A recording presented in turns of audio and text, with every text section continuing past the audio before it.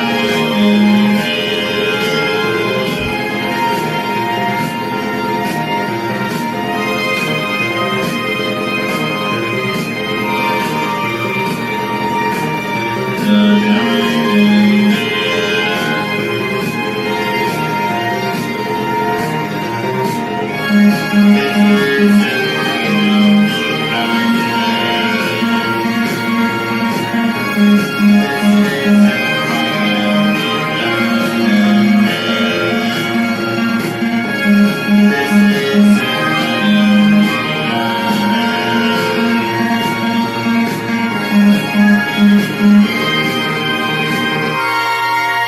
you very much. My name is Benny. Thanks for having me. Benny, this Friday the 16th.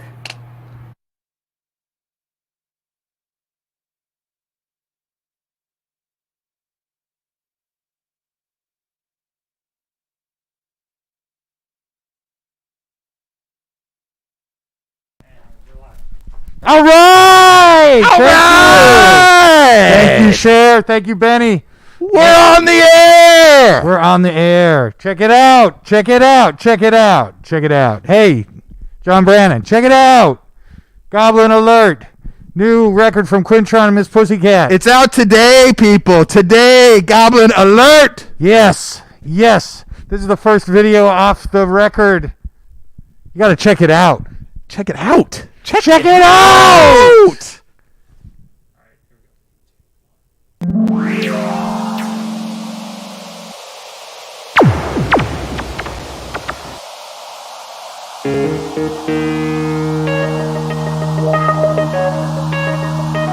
All right.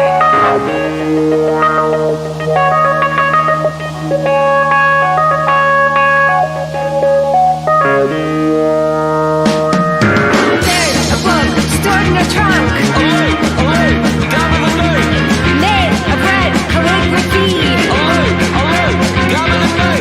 Day to day, we look for the one, and we're keeping records.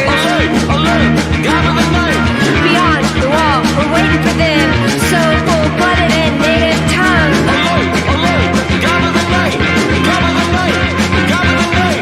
Lock the gates, find your pets, call your friends. It's a goblin alert. Eagle Beat!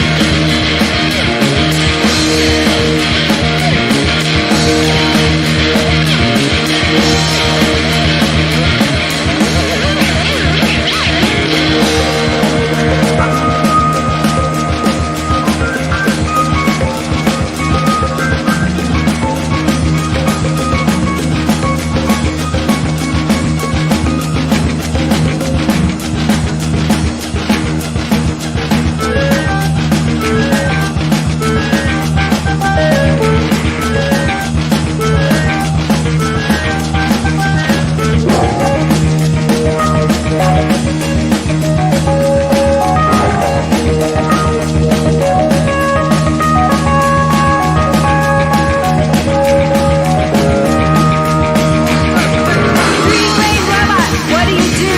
Three-brain robot, what do you do? What do you do? What do you do?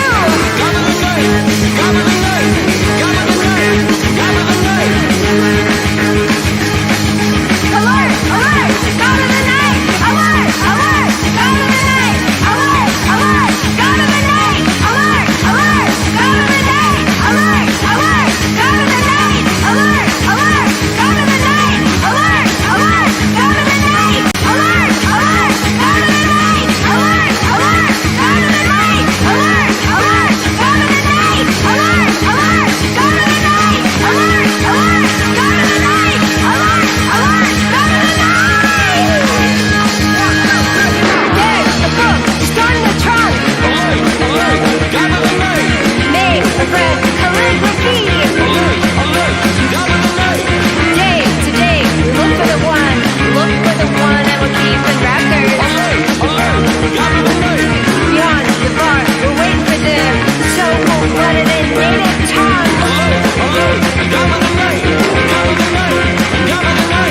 Ho-dee-do, find your pet, call your friends, it's a goblin alert. I'm Jen!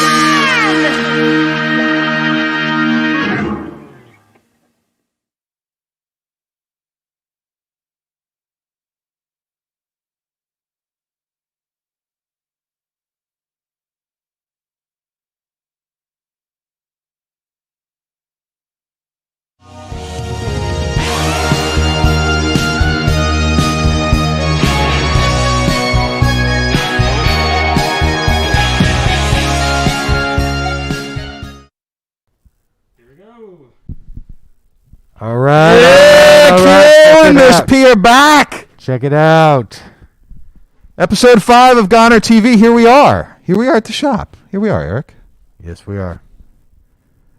We got lots of things happening here on the show today. It's an action-packed show. We got a lot going on. We're going to recap some of the New Zealand part of the Goner Fest that just happened. Oh, that was fun. Yeah, it had a lot less technical difficulties than we've had so far. You got to do everything in New Zealand. Get it out of Memphis. Let's just go to New Zealand. Everything runs works. smooth. It just works. They're not as sickly. They're out there. They do everything better. They have Lords of Rings and all that kind of thing. We also got Benny performing, and we'll talk to Benny a little bit later. Live from the Sea Cave in New Orleans. Sea Cave Arcade. That's right. Go lose all your quarters down at the Sea Cave, people. Happening very shortly. Better prepare yourself. We've got Cole Wheeler's favorite records. I just heard him on the radio playing some of his favorite records, I'm assuming, but he's going to talk to us about that. We've got Lucy Isadora and her zinging rainbow. Zing, zing, zing. Ooh. I can't say zinging, so I say just say zing. It zapped me. That's right. We've what else do we got? We've got There's so many things. Yeah, There's so many things. You can't cover them all. There's no way. Well, we'll get through them all. We've got Chet Weiss with a special tribute to the Bass Pro Pyramid and all that. But let's go check out some Benny down in New Orleans, down at the Sea Cave Arcade. Take it away, Benny. Let's go, Benny!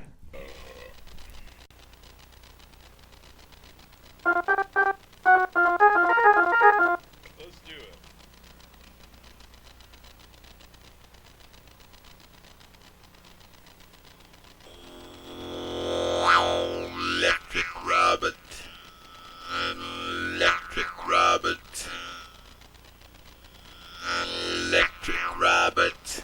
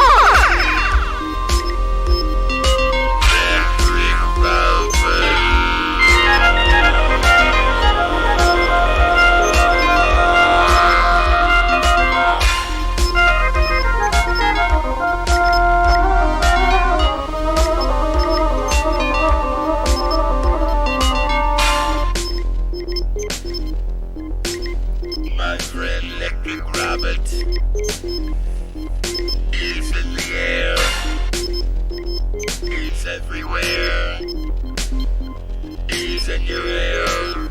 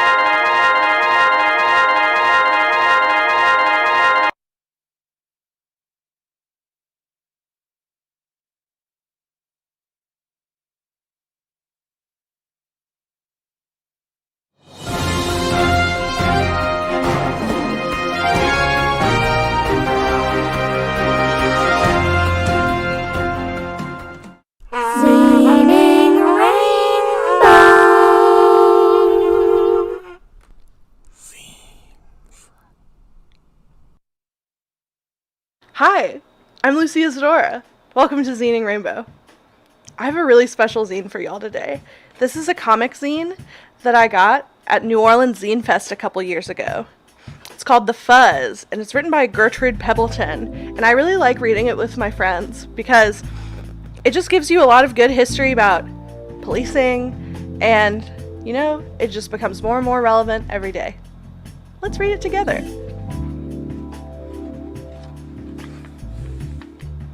Today, police and the violence that accompanies them are as ubiquitous as the rising sea.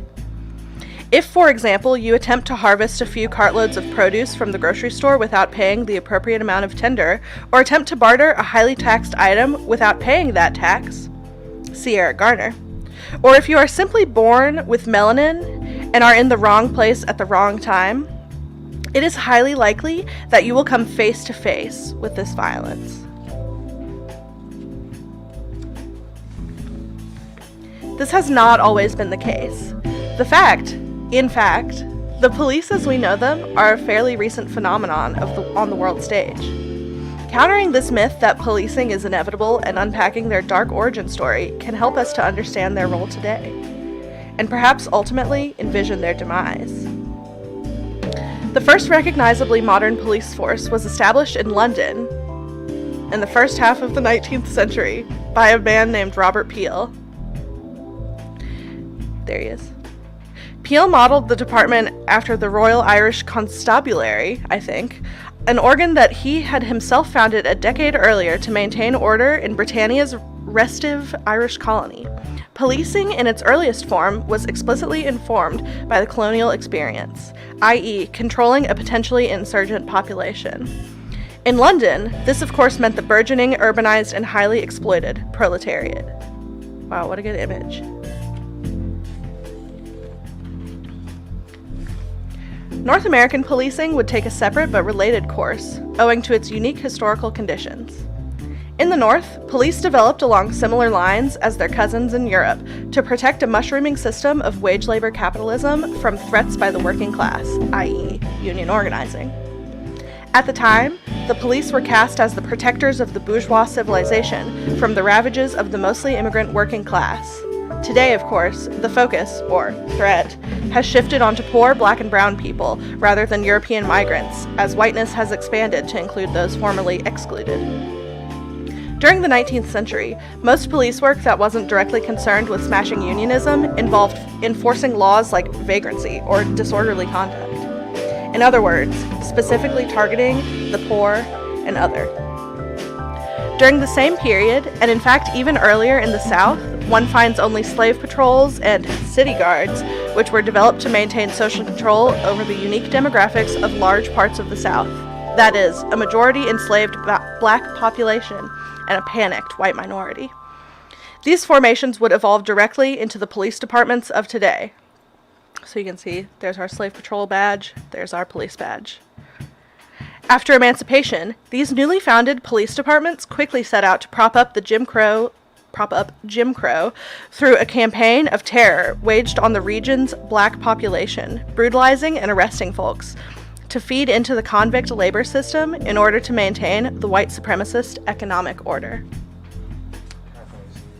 Northern and Southern models, while cosmetically different, were both ultimately expressions of a national economic order that was profoundly dependent on violent enforcement to maintain itself. The Fugitive Slave Law, for example, required Northerners to capture and return formerly enslaved peoples, even outside the legally demarcated slave states. Later, the Great Migration brought hundreds of thousands of black folks to northern cities to work in the rapidly expanding industry, and new forms of social control had to be developed. Policing in the second half of the 20th century exploded in kind. So let's look right about in the 80s. Look at that. Spending went all the way up to $100 billion by 2006, and the incarcerated population increased at the same rate. In brief, the so-called war on drugs, broken windows, and a slew of other racialized policing methodologies were used to justify a massive expansion of policing in largely black and brown neighborhoods as municipal and social services were cut. This brings us to where we are today, with a slave labor prison system that incarcerates more black people today than under chattel slavery, and a policing apparatus which extrajudicially executes hundreds of people a year, as a matter of course.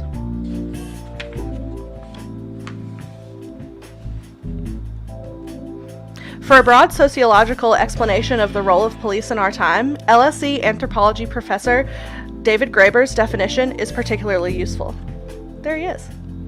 One can only conclude that we are dealing with a group of armed, lower echelon government administrators trained in the scientific application of physical force or the threat of physical force to aid in the resolution of administrative problems. Police are bureaucrats with guns. They are the active face of the state monopoly on violence. Though often invisible, state-sanctioned violence, or the threat of it, backs up even the pettiest and non-criminal regulations. Graeber points to fire code regulations used to justify violent eviction of squatters and protesters who are often guilty of the pettiest of regulatory violations, walking on the street. If they refuse, they will most certainly be met with violence. They do this to deter people from taking power back, goading people back into a system where they must work themselves to the bone in order to scrape together enough to pay the landlords simply to rest their heads. They do this because it is enormously profitable to maintain this inequity. Even if small cracks begin to form in the legitimacy of the state and its bedfellow capital, then the whole rotten system risks collapse. Bad policing isn't a case of bad apples. It's an institution intentionally constructed to enforce the agendas of those with power and money through violence. Police maintain and uphold an economic order which is, and always has been, highly racialized, particularly in the United States. Since its genesis, policing has continued to bloat at a staggering pace through the war on drugs, the growth of the private prison and weapons industries, and a number of other state consolidation initiatives. We now live in a world where extreme state violence is ubiquitous and virtually uncontested. There is nothing normal about this. Anthropologically, this is entirely unique and therefore mutable. Cracks are beginning to form as people question the role of police in contemporary society. This conversation must be pushed to its logical conclusion. Police are an aberration, a nightmare we can wake up from if we force lucidity. So today, when you hear talk of police reform, body cameras, federal oversight, etc., remember that this is a distraction. An attempt by the state to funnel our revolutionary energy back into a system that does not and cannot serve our interests. Police are still slave catchers and union busters, and will be until the institution is abolished. And if you'd like to read more about policing, the author included some great titles, and I'll leave them there. 4, 3, 2, 1.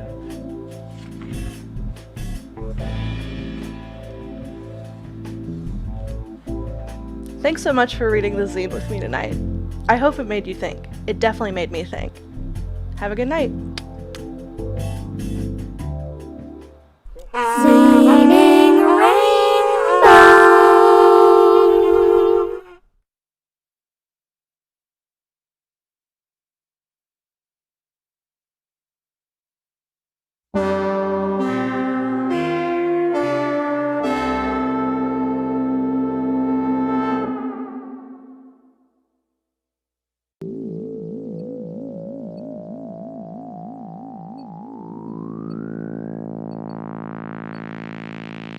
I have a friend who used Grindr for a hot bathroom hookup at the Bass Pro Shop in the Opry Mills Mall in Nashville. Miracles can happen. Also at the Pyramid on the Mississippi River in Memphis. The Dead played on April Fool's Day 1995. It's a Bass Pro Shop now too.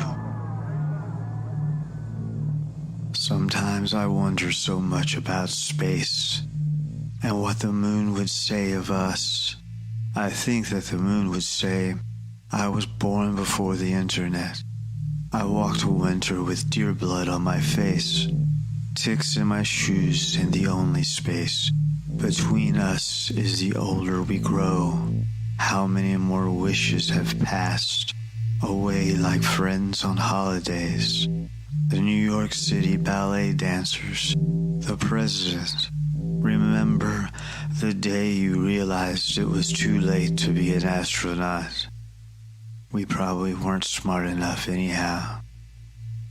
Sometimes I feel pain so much I can't hear anymore. No one can. Think of an emoji for that, or why beautiful things might cause hurt, or be hurt. Sometimes I need music I don't have to listen to so hard. For a warm star, a body in the darkness, there exists no algorithm for pain. Except I know Elvis's mother made him sing to his dead twin every night. She would point to the moon and say, "That's him." I will try to never abuse the night.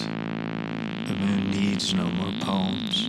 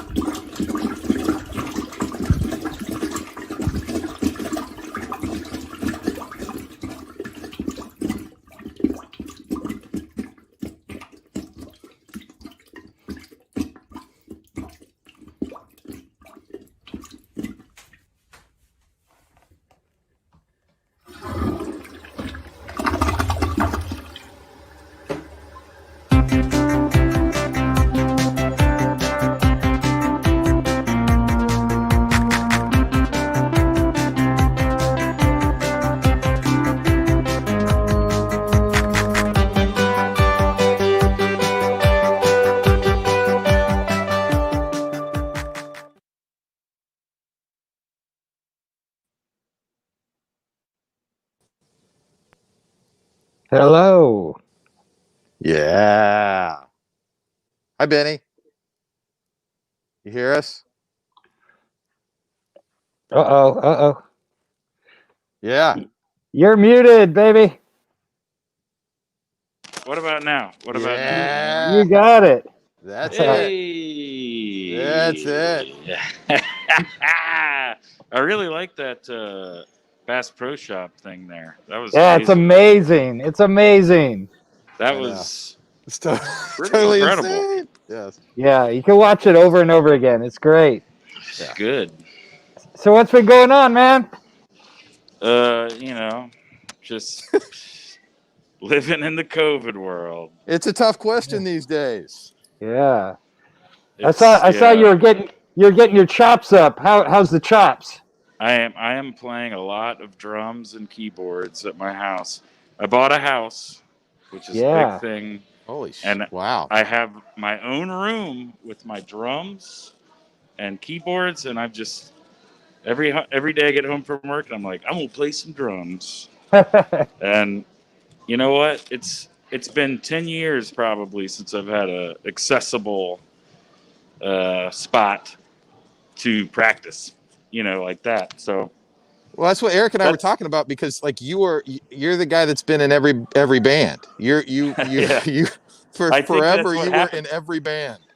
Yeah, I got so burnt out, for so long playing. And I think when I moved to New Orleans, I was in 8 bands at one time, which is half the reason why I do solo now. It's like, no more bands. I'm going to do solo. And now Burn I'm getting yourself mad. out, man. I'm getting mad at myself. I'm like, I don't even want to be in a band with myself now. So it's getting bad. But no, it's. I'm So- ready to be playing a lot more drums now, which is yeah. Well, Yeah. Ow! we like you on all instruments, buddy. I mean, Thank you. seriously. Yeah. Thanks. Have you worked on some drums and keyboards at the same time? Actually, I was doing that the other day, Wizard Sleeve style, Gary Ron Group style, Right. because right. I saw some drum. I follow all these drum channels now, and there's a dude doing that. Playing bass with his right hand and drums with his left, which is what I Oh, used yeah. to do. I've That seen was the- drummers do it the opposite. Like Dave Elder, I think from Box Elders, he did the opposite. But Goldberg Experience, yes. yes, Yeah. Goldberg, love that man. But I saw some doing that the other day, and I was like, oh, I gotta try. I haven't done this. I can't remember the last time I did that. Last time I played with Chad, I did that. I think it was the Total Punk Festival Yeah. in Orlando. That's amazing. Why am I- Are you in the arcade? Where are you? I'm I'm in the kitchen of the arcade, actually. I'm hanging out in the kitchen. I don't know. Look, let me see if I can. It's the sound room. This is the interview room. Look, yeah. Ooh. Yeah. Hey! Yeah, it was a That's where it's little all loud up happening. here, so I figured they got good food here now at this place. They got Great. sliders and stuff. Man, it And you sounds know great. me, I like good food. Yeah, we got to get your food reviews in here somewhere. Yeah, that's Yes. new show. New show. I need to Yeah. get on that. All right, I think we're going to go back to more jamming. Yeah? Yeah, I Yeah, wanted to let's- apologize for doing Diamond Man again. I didn't know y'all were going to start with that. But Yeah. Last minute edition from Cher. She was so excited. Yeah. I'm glad that she was talking to me about that forever, and I'm glad that she got that on there with the dance Yeah. thing. And I want to eventually do a song specifically for. And I was hoping that song, the first song I did, Electric Robert, which is my little ode to Quintron. I was like, okay, this is going to be a 10-minute jammer. Hopefully, she'll do a video to that too, dancing. Because that's it, 4 on the floor dancing. I was dancing. It was insane. That song was great. I wanted, it was 8 minutes originally, and then my friend Gabe was like, only like 10-minute songs, and I was like, well, guess Push what? the It's gonna envelope. be That's- 10 minutes now. Yeah. That's where the Dead got all that. That's where it started. Somebody's friend said, "Push it more." Wait a minute, I only like 15-minute long song. Right. All right. Cool. Yeah, man. Well, Well, thanks good for having seeing me you, on. man.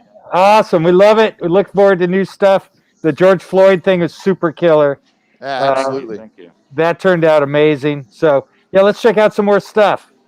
All right. All Good right, seeing you, man. Benny. Bye. Bye.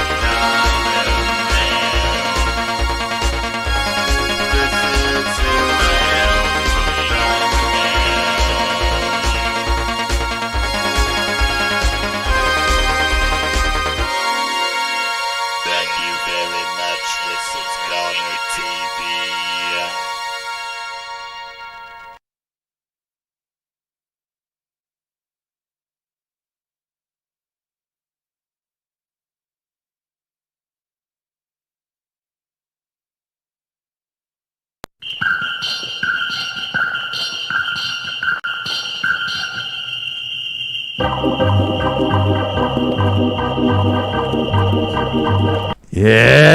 there he is. The Diamond Man himself, huh? That was awesome. What's up, Benny? Benny! Down there. Down in New Orleans. The arcade. Hanging at the arcade. Loving the arcade. The arcade, playing at the arcade. The arcade is a home base for his internet connection that he needed. Yeah, we Pretty got the cable. awesome. He got the cable that he needed. That's right. All right, we're in the middle of this thing. What do we got next? I think we're going to look back at the GONER Fest New Zealand. Yeah, we're going to deal. Flash through the amazingness of the stage in Auckland during GONER Fest. Talk to Fiona a little bit about that. See some highlights. Then we're also doing. Alex got an interview with Sam from Feel It. Oh yeah, the Zits mockumentary. Talking about some new releases, I think, too. So. Cole's talking about some of his favorite records. Let's throw it to him. What do you say? All Do right, that? sounds good. Cole? Let's do it. Hey, what's up, Cole? Cole, you ready? Hey, man. Cole. Let's do it. Hey, man.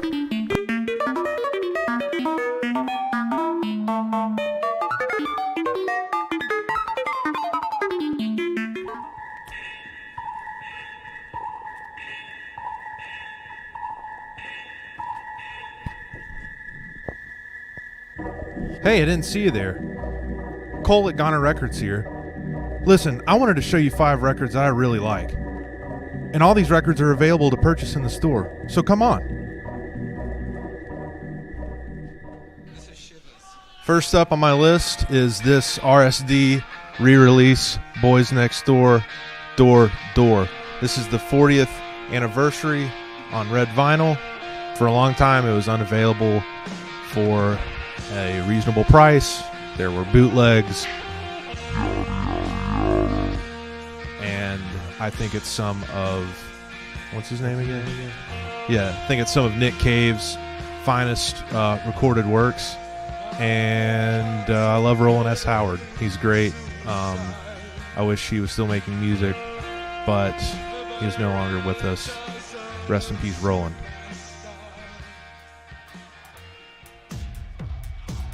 Next up is Special Interest's newest record that came out this year, entitled The Passion of. And let's take a look at the back here.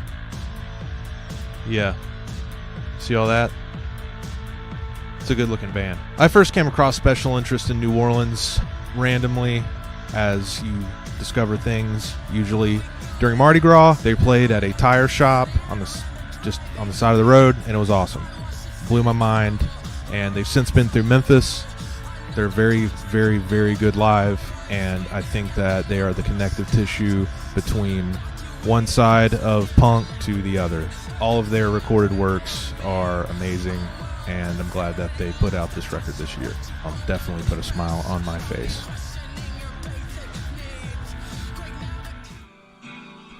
Next up, Cleaners from Venus with their record Songs for a Foul Land. I discovered the Cleaners from Venus in New Orleans at the same Mardi Gras that I discovered Special Interest. I did not mean to stay as long as I did after Mardi Gras, and it was very lonely and everyone was gone, but I found out who the Cleaners from Venus were sitting alone at a bar, and a song came on, and from there on it was off to the races, so to speak. He has a lot of music, Martin Newell, just so much recorded stuff that it's kind of hard to get a hold of it all. And one of the best parts about him is that he is still with us. He's still alive, has a cool and interesting presence on Facebook, and I'm thankful that someone with such a canon is still with us and can be enjoyed from afar through Facebook and the music that he's been making, which is not as good as the record to my right.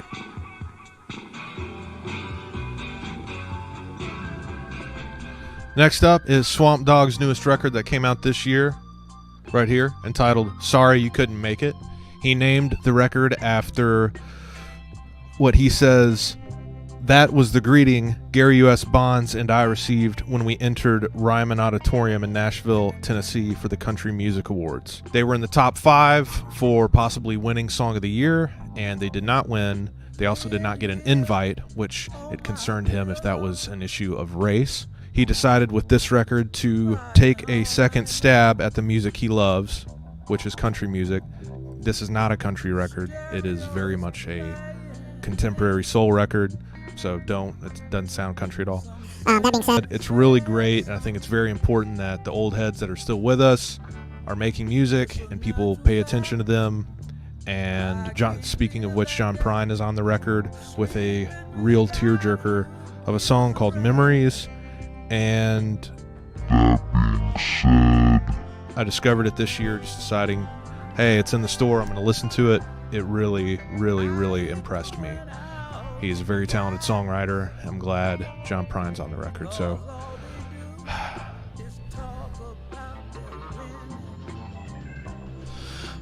and last but not least, just in time for October, is this record right here, Legacy of Brutality by the Misfits. Chose this record because it's got a lot of the songs that I like. When I was in middle school, I decided, hey, I'm going to get into the Misfits because they're all over Hot Topic. And I found out very quickly I didn't like them. I specifically did not like the song Angel Fuck. I thought that was a stupid title for a song.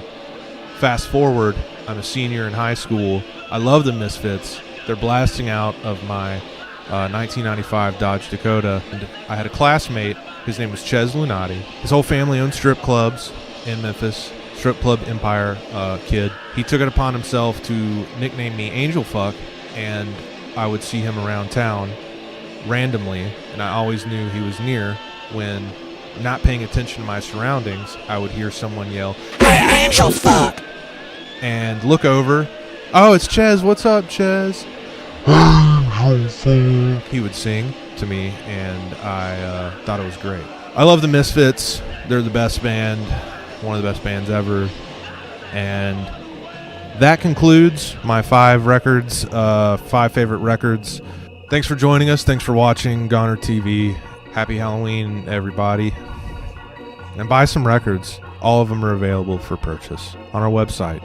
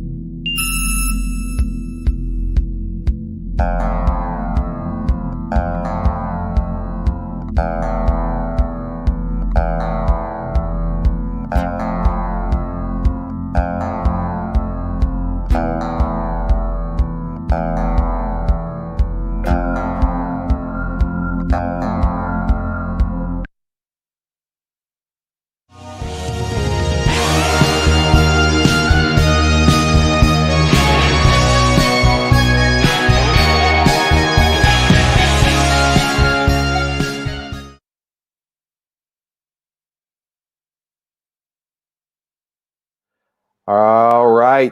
Well, here we are. Eric and I are talking with Fiona Campbell in Auckland, New Zealand. Hi, Fiona. How are you? Really good. I was just saying before, mellow, which is unusual in these times. But we got it really good here. So yeah, and I think we don't know anything about mellow, so it's nice to talk to somebody on the other side of the world in a country where you've got your shit figured out a little bit better than we do, and mellow sounds wonderful.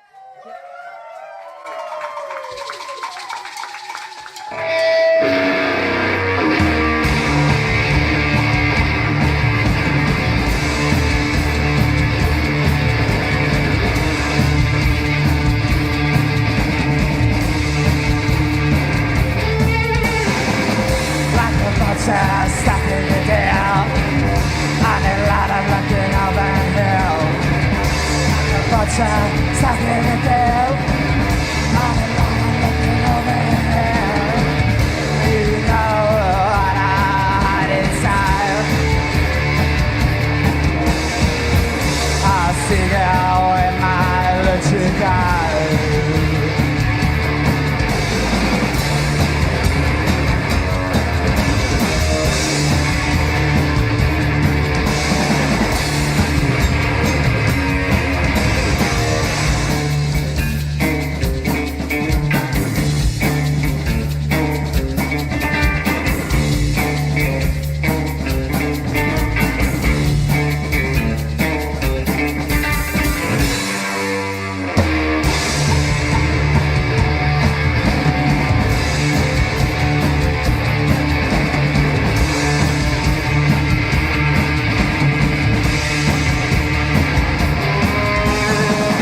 Let's just tear it down your bell under the sun of just in blue. Let's just tear it down your bell under the sun of just in blue. And you know it's time. I see you in my little girl.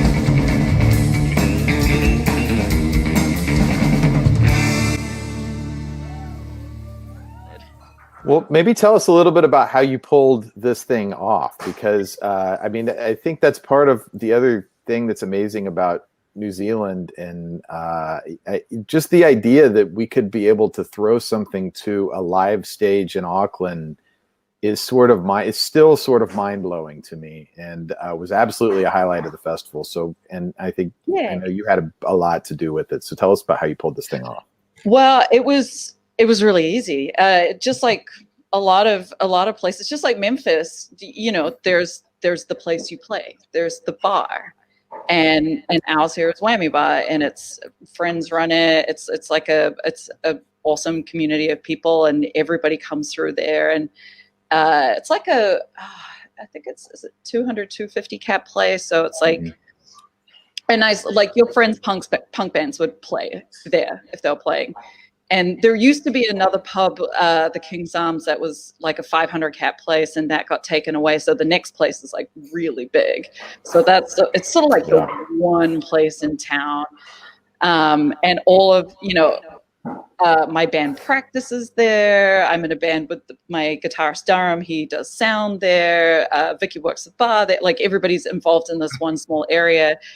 And so it was really easy. And everybody's fans of Goner, and Now Noise has played it before. Blood Bags has played it before. Right. And yeah, one of the reasons it was easy to pull off is the connection you guys have had with New Zealand for so long. And yeah, everybody was just super, super excited. And because it wasn't, I mean, we've been allowed to play a couple shows, but the idea of us getting overseas for the foreseeable future is out. And it's really hard for us to tour anyway, because if you go, like, it just costs so much money.